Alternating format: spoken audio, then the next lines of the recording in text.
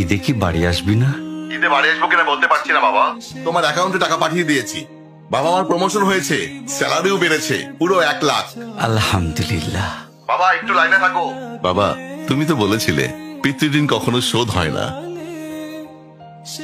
তুমি 26 বছরে আমার পিছনে যত টাকা খরচ করেছো, তুমি কি জানো আগামী 5 বছরে সেই টাকা তোমায় ফিরিয়ে দিতে পারবো? আমার এখন স্যালারি মাসে 1 লক্ষ টাকা বাবা। ও, এই কথা। তাহলে শোন, তোকে একটা গল্প বলি। বলো বাবা। তোর বয়স যখন 4, তখন আমার বেতন 3000 টাকা। 1200 টাকা ঘর ভাড়া দিয়ে 1800 টাকায় চলে সংসার।